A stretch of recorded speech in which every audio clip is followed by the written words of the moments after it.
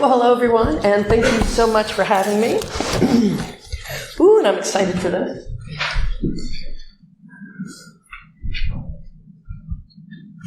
Oh, in the front. Shut up. Good. All right. I just hit this. Yeah, just whatever you need. All right. So, this is Would You Like to Play Thermonuclear Post-Quantum Cyberwarfare? And a little bit about me. I am a former military member, Space Command, aviator. Also was the one that Saudi Aramco called up when they got almost completely obliterated by the Iranians during the cyber attack in 2012, which would have wiped out world economies and, just caused a lot more mayhem than we're actually seeing today. So I like to do a bevy of different things. I also have a background in oil and gas, water, maritime, aviation, nuclear, and things of that nature. So all the lovely, scary bits. So one of the things I want to stress when it comes to post-quantum computing and some of the differences between classical computers and post-quantum computing is also the fact that we may not be at the stage of having a post-quantum computer, but already there are governments around the world that are harvesting now, decrypting later, either waiting for the opportunity for a classical computer to be powerful enough to break that encryption, or, of course, for the holy grail of the post-quantum computer that can unlock all of our secrets. Now, you might be thinking, why on earth would I call this talk, Would You Like to Play Thermonuclear Post-Quantum Cyberwarfare? Well, what happened was, maybe about 6 years ago, I was asked by the University of Oxford and De Montfort University, after helping them run the UK's first space hackathon at Royal Holloway University, if I would write a paper on what it would be like to hack post-quantum computers once they were available. Now, it took a while. COVID, I was caught up in Ukraine and the war. That was not so much fun. But I ended up publishing the paper April 2024. It is publicly available. I insisted on not putting it in a journal for a reason. I did have a fight with one of my peer reviewers over that. But you can actually get it, if you do trust my QR code, on ResearchGate and a few others. And it has already been cited, even though ResearchGate doesn't pick it up. So what I did to stress this and the concept is I ended up running 2 different workshops, turning my academic article into with case studies and tabletop exercises, because part of what I do in the background is loads of tabletop exercises and things for governments, the UN, NATO, etc. I used to even lecture for GCHQ and have been to all of the nuclear facilities across the UK. And what I thought was, why not hit it home to also start preparing what we need to do to thwart this particular threat? So Die Zeit went ahead and sent a journalist down for Bucharest to be at my workshop. And they seem to love it because I like to incorporate nuclear things and have a bit of fun. So, what can we do? I'll go through this very, very quickly. A classical computer, that's what's in your pocket, that's what you're using on your laptop. It's very linear, you can think of. Ones and zeros. However, when we're thinking of quantum computing, wow, it goes beyond, are you a cat? Is there a cat? Is there a box? It goes everywhere. And it can do all of these mass simulations at once. So it doesn't have to go in a line. And because of that, it can actually crack certain types of encryption that we use today. So HTTPS, crackable. Secure FTP, crackable. SSH, crackable, et cetera, et cetera. So all of the common ciphers that we're using right now, the majority of which quantum computing could actually tackle once we reach a certain threshold. Now, I'll explain that a little bit more. Now, how many of you store data for 5 years or longer? Right? Yeah, right? Now, more and more, we are coming into a bit of a difference of what type of data we're storing, right? So when we take a look at your regular data, but also what's going on in the world when it comes to geopolitics, and also the fact that more and more countries and applications are requiring biometrics to also be stored, potentially indefinitely. The UK's Vendor and Age Verification Association, they will store them indefinitely. I've already gone through their code. And one of the challenges is what ciphers are used to secure that data. Now we have a big problem. And the problem is math moves forward in time. And if we're not taking a look at that data, making sure it's secured, at least to the baseline of what we need right now for in transit or in storage, then we're going to have a problem. Now, this is what's called BGP routing or rerouting incidents, also known as harvest now, decrypt later. And the first time it started was there was a political issue with a Dutch politician, and it caused the country of Pakistan to go, hey, YouTube, we want that video off. YouTube would not remove an offensive video. So Pakistan attempted to cut off access to YouTube, instead made a mistake and rerouted all traffic across the globe through Pakistan for 28 minutes. Awesome, right? But although they did not have the capabilities to harvest, collect that data, and then wait for it to have the computing power, other governments and criminal organizations have already done this. So, for example, AWS, Amazon, has decided to stop telling the public all of their BGP misrouting incidents after their first massive one.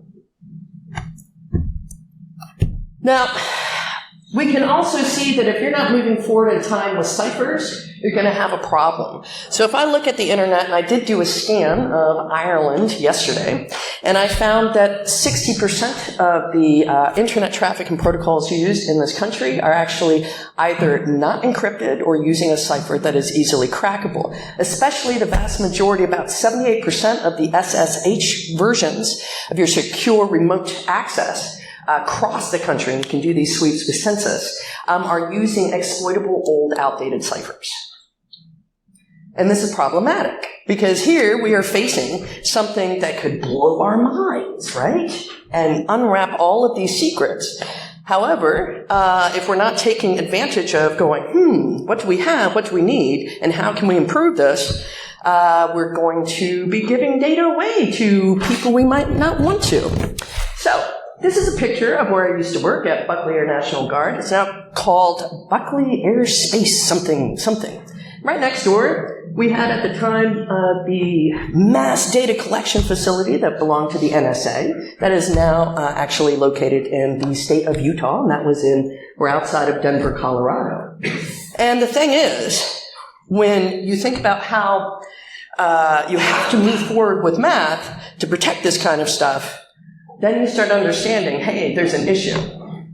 Now, one of the things I did was, years ago, I heard this great song from MC McFrontalot on a DEF CON soundtrack, I think from, 15 years ago.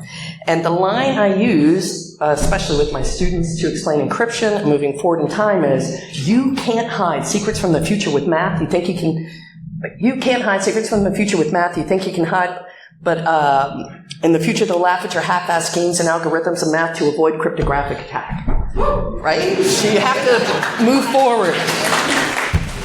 And if we're not looking at this, and also looking at, for example, NIST, if they still can operate, did come out with 4 particular finalists in 2014 of potentially post-quantum computing ciphers that cannot be cracked. And more like Signal has incorporated it. Some European banks have started to incorporate it, and so forth. Now, one of the things I also want to explain is, how many of you are familiar with the attack framework? Right? It's like this huge thing. These are the different types of attacks for ingress, egress, all of these different ways that they can attack. But it's based on classical computers. So what I did was I went ahead and created my own attack model called the KQC attack model, and went through it, the differences between classical and quantum, but also understanding that even if you have a quantum computer, which might be, like this, it's still going to have to connect with classical computer interfaces, networks, and so forth. So you may have the initial access, the execution, the persistence ability, both purely quantum and on hybrid, and each one of them is broken up in this manner. I tried to fit it on the screen, but it's not the easiest. And all of these different things. So far, 3 of these have been proven in different academic papers, and one just came out in print yesterday as a proof of quantum teleportation here in Europe.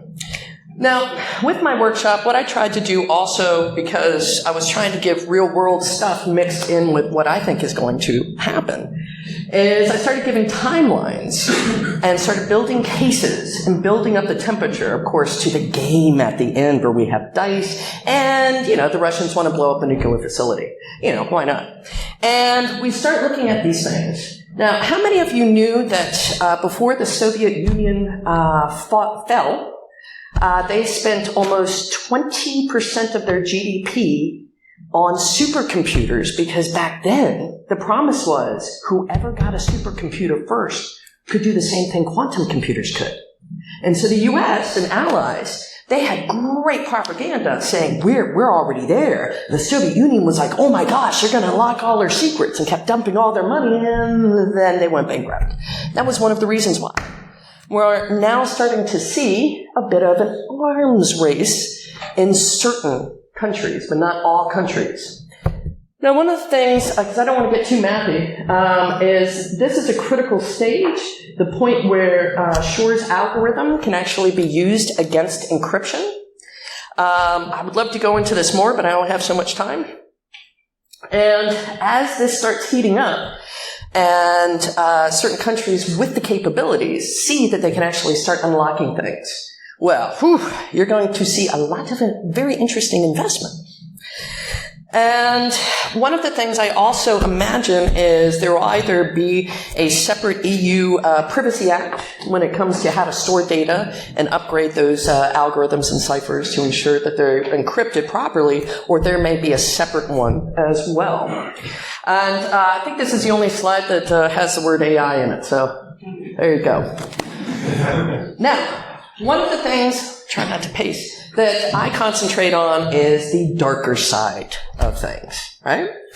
And how, for instance, criminal syndicates who are very, very well-funded, or authoritarian regimes could misuse either the technology, or even initially blackmail people saying, we have the technology, we've unlocked everything.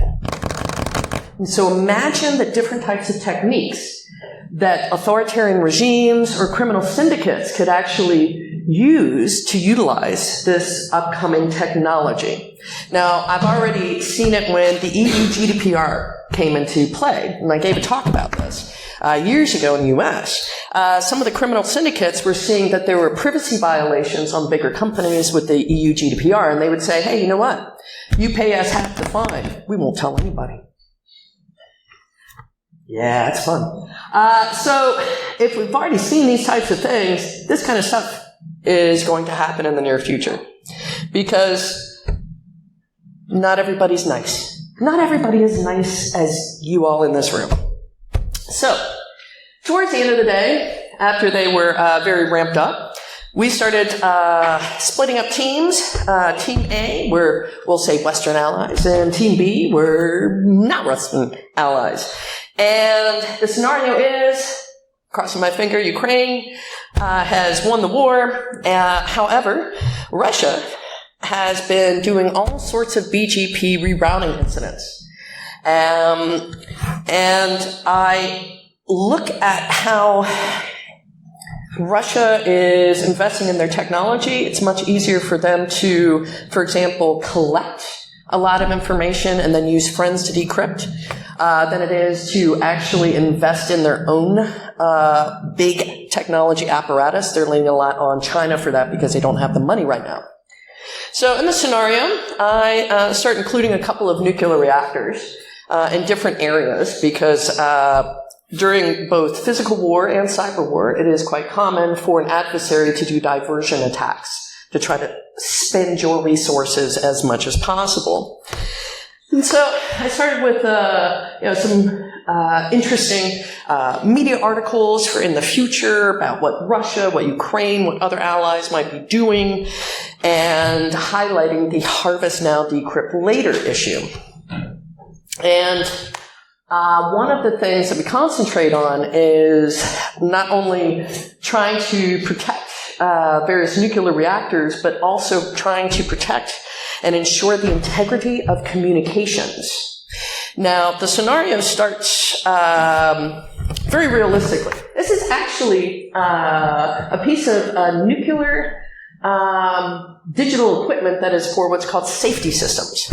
So it's not so easy to, wreck a nuclear reactor, affect fuel rods, etc., because there's all of these safety mechanisms that are in play. But if an attacker can take out the safety mechanism, then you have a problem. Is anyone here from Germany? Nope. In 2014, the German BND released a report. They called it, basically in German, the Summer of Cyber Attacks, but there was one in particular that stuck out. A German steel mill. It is now known as the world's first instance of using cyber to kill people. So what the attackers did, they went into the business network, they went into the control network, then they took out the safety systems, and when it started to overpressurize, it couldn't shut down, and it blew up, and it killed 3 people. And you can find this on eBay, and these particular devices, because apparently the EU or the IAEA does not control them at all. Well, golly gee williker, if you want to learn pen testing, don't you buy that piece of equipment or play around with that software in your lab first? Of course. So we already have an issue where the exact targets of attack are just openly available for €3,000. Yay! Who wants one? Yeah.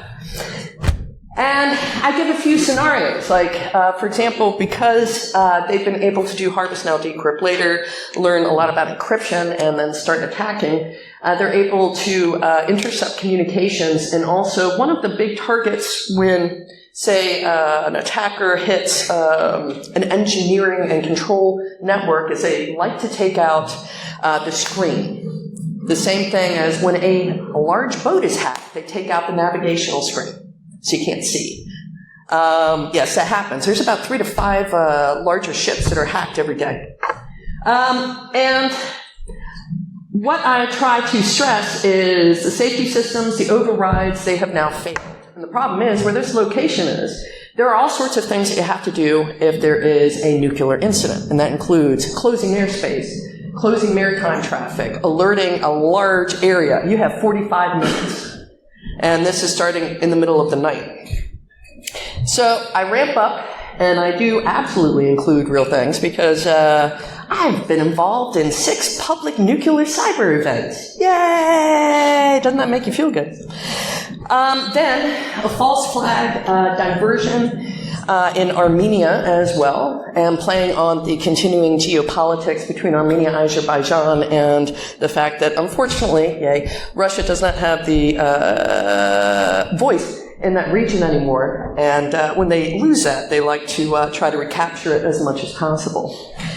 So, luckily, the Team A won, and we did not have 2 nuclear incidents.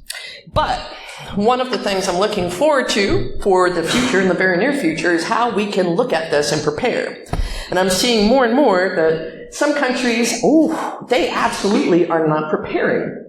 And here we are. I think that we are in a bit of a transition period where we should be able to mark all of our data and go, hey, this is on some older encryption. We need to plan to move forward for when this comes into play. Remember, math moves forward. But how do you defend what you don't know? Now, we also have to be aware that more and more there are really well-funded cyber criminal syndicates Now, up until a couple of months ago, there was an estimated over 30,000 slaves on the border of Myanmar and Thailand. And those slaves on the Myanmar side were responsible for a huge amount of internet fraud, of something called pig butchering scams and so forth. And it was only recently China went in, got some of the criminal bosses and actually executed 11 of them earlier this month. That's taking cybercrime seriously. But these are the types of things that will occur. And so what I'm doing is setting up a global index, starting with Europe, to try to prepare ourselves, looking at the geopolitics, the existing exposure, the rerouting risks, etc. Because unfortunately, BGP is well known to be quite vulnerable. It's quite an old protocol, and there's only so much you can build and bolt onto it, which is unfortunate.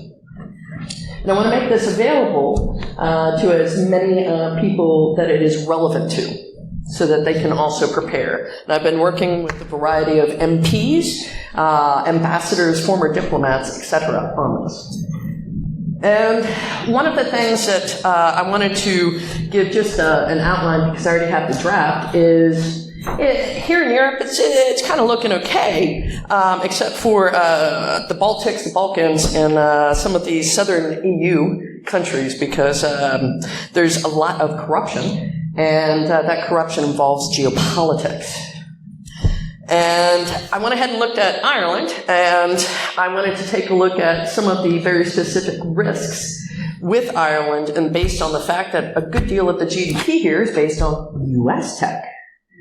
And more, we're hearing that these might be an issue. So, when I thought it was quite interesting, because when we in the Netherlands, because that's where I live, we do our taxes, and when our intelligence services, their website, we use our own certificates. France uses their own certificates. Germany. But Ireland doesn't. So that DigiCert Global, that goes, their headquarters are right next to the big NSA collection facility in Utah. And the person that runs it is a venture capitalist who gave $980-some thousand US dollars to the Trump campaign. The Dutch saw that this was a problem last year and said, hey, our AIVD intelligence services, the subdomains, including job seekers, the digital signing was going to the U.S. They didn't think that their spy agency, any of their information should go to the U.S. So they made sure that they changed it. And right now, we are trying to buy the company to make sure that we can do our taxes, and it never goes to the United States. However, Ireland, that's a different horse. So, I don't want to take too long. I love questions. I hope I have some time. I wanted to give a shout out to all the B-Sides volunteers and sponsors and, of course, attendees. Thank you very much. And, of course, to my reviewers. They're actually listed in my academic paper under acknowledgments. So thank you very much, and I'm ready for questions.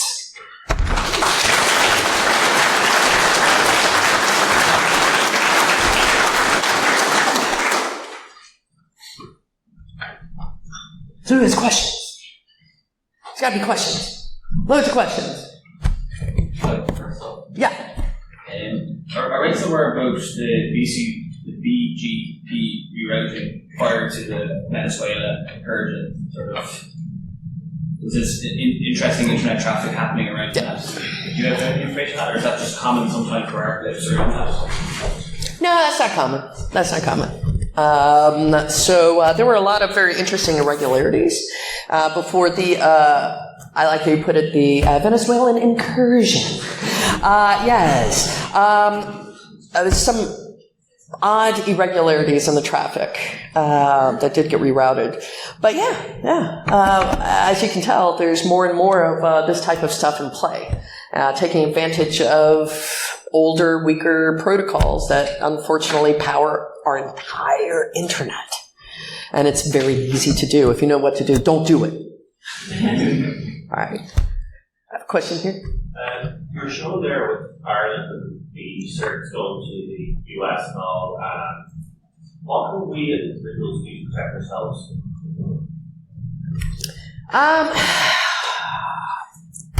So, Can you repeat the question? sure.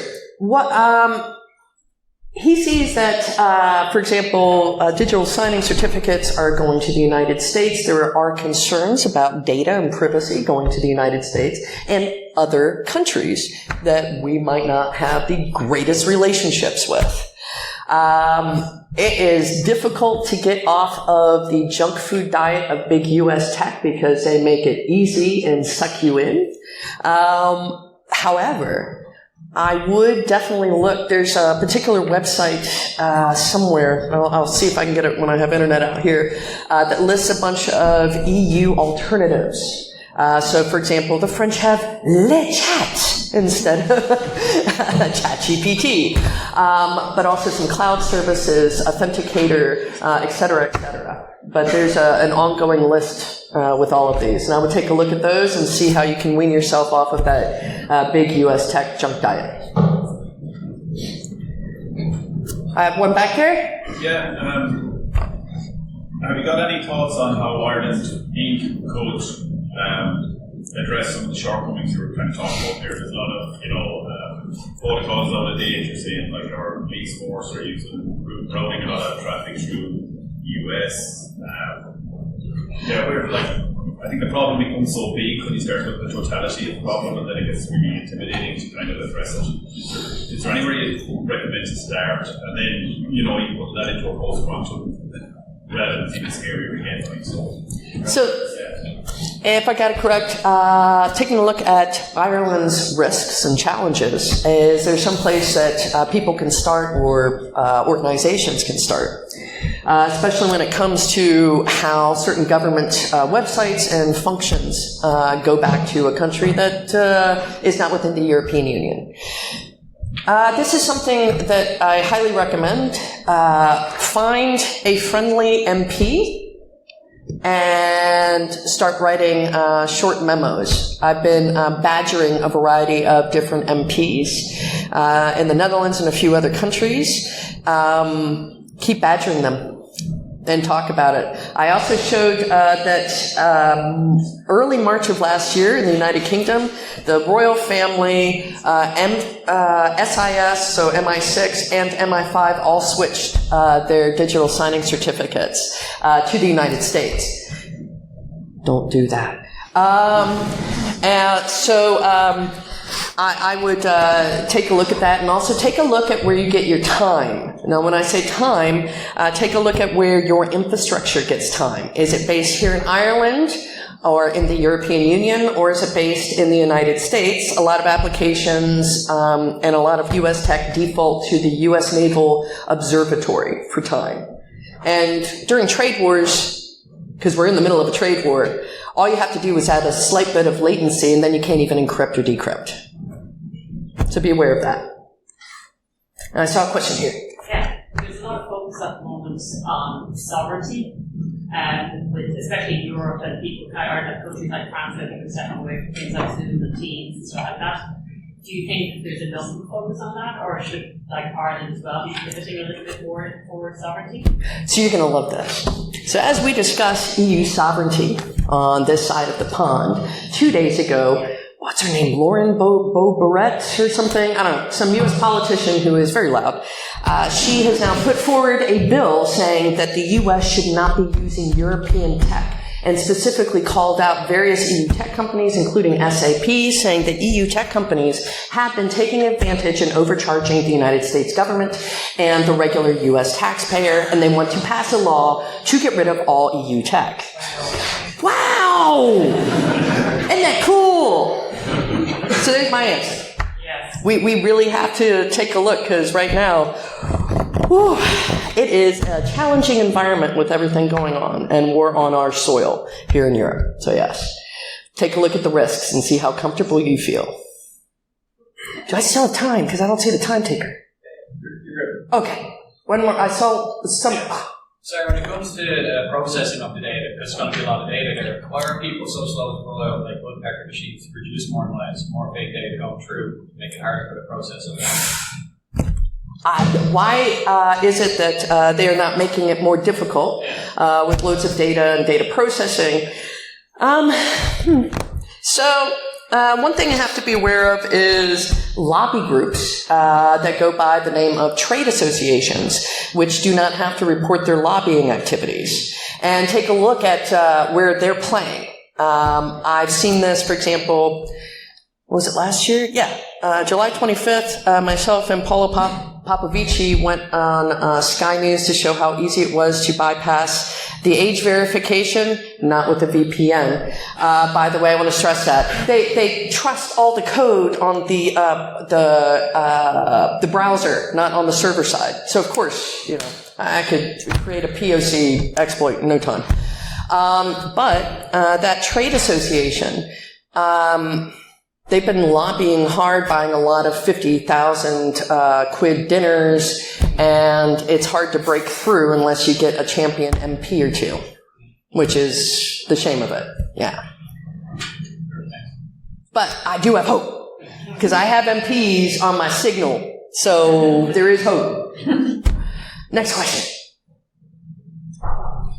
I see one there. In the context of storing encrypted data, are counterintelligence agencies doing anything like poisoning the data sets or creating a denial of service type of attacks on them?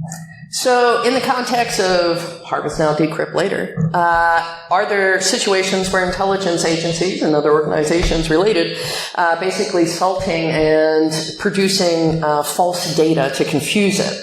Well, in the past, only sometimes. Right now, if they aren't, they're very silly that they aren't, to be quite honest, because I would create so much weird synthetic data to throw off all sorts of things inside my real data.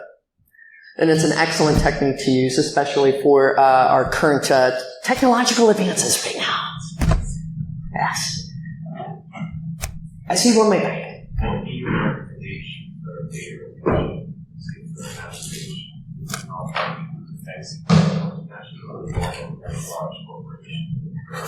All right, I can barely hear you, but I think what you said was, what would be your recommendation for like data retention? Yeah, it is So one of the recommendations I would look at for data retention is you don't have to encrypt all information. So if you have, again, from the song Secrets from the Future, nobody cares about expired credit card numbers, but they do care about what kind of purchases you made at the sexy time store. Certain types of information you can be fine, but other types of information, we do have a CISO in here, is taking a look at the risk, seeing how strong they are already in storage, and then keeping that updated and upgrading it, right? That basic level of security. Another thing that can be done, when I was at Aramco, we wanted to make sure our security was much better than what it had been. So I worked with the legal department, fighting against the procurement department. We changed our contracts to stipulate that there had to be a basic level of security at that point in time when signing the contract. So that it could fluctuate, because, things change, but then it could be decided upon that. And then we had riders saying that it had to be kept updated, etc. But we did have a very, very powerful legal organization. But these are actual really good questions to ask, and to ask any supplier that's coming in with something, how are you addressing this particular thing? Are you already testing one of the 4 ciphers, etc., and put it on them, and they'll be like, oh, wait a second. So, yeah. All right, any more questions, because I don't see a thing up. I see a question way back there. So you said that evidence is taking things like their tools or certificates or certificates quite seriously. Are they also trying to move off AWS towards like a European cloud, or? Yes. So the question was, the Dutch and some other governments are taking digital signing, where the data is sent, where the data is stored, where it transverses, etc. It's, I would say, of rather utmost importance to know where your data is. Now, I'm not sure how many of you remember during COVID times there was controversy because Zoom decided to route a bunch of their stuff through China and didn't tell anybody. Yay! Yay! We have to be aware of where that stuff is going. It also, if it's not encrypted correctly, and it goes to we'll say undemocratic country, then that is a big, huge no-no under the EU GDPR. So we should try to be aware. And then encrypt where we should, at a nice level. I like encryption. Do not use anything with RC4. You would not believe how many things still have that cipher included, and you're like, no, I hate that. But yes, do I still have time? Most organizations managing encryption on the scale will probably be quite difficult. They probably even struggle to move past some of the legacy encryption the ciphers they've got in place just because of complexity, legacy tech, things of that nature. No one wants to break anything quickly. So, given the context of the threats of post-quantum decryption, would there be some, or do you know of any guidance or sort of cheat sheets, let's say, for organizations to use that could accelerate this insight of the organization? So, there are a lot of challenges when it comes to the complexity of dealing with legacy equipment that might not be able to handle more upgraded encryption, for example. This is one of the things, and one of the reasons why I put in a nuclear facility as a good example. Now imagine if you're trying to do the same thing up in space. How do you upgrade that? Send an astronaut up for a satellite? Usually not. So there's a lot of complexity. Now, is there guidance? Well, currently the best guidance out there is NIST put out a guide in 2024 after they were delayed putting out the ciphers because of a government shutdown. So they actually have some guidance. However, their budget has been severely cut, and I'm not sure they're coming out with any more. So maybe we should work on that. Yeah, because this is not a good thing. Because it's very, very confusing. Now, one thing I did do, if you go to my academic article, was, and I worked very hard with my peer reviewers, they pointed out that when they go to all these post-quantum computing conventions and so forth, people are like, oh, I can do this, that, and the other, but nobody talks about tools. So I put in 7 different tools that should be created and invested in by at least the European Union, and certain areas for the pre-transition, transition period, etc., and certain things to focus on in 7 key areas, in hopes that some lovely, I don't know, sugar post-quantum computing cyber daddy would go, hey, we should really develop those things so that we can identify and tag our data, etc., etc. So if you look there, you can actually find, because I would really like that. Please. We need to move forward. I'm tired of data leaks. I'm tired. I'm just tired. I need a vacation. Who needs a vacation? Woo! Yes! The second best thing to a vacation is B-sides Galway. Yes! So are there any more questions? And do I still have time? I still have time. So, thanks, Chris. We're going to take a quick short break, and then I'll allow people to move between the 2 rooms. I get coffee, that type of thing. Everything starts on CTM, and the 2 talks start at 11. All right.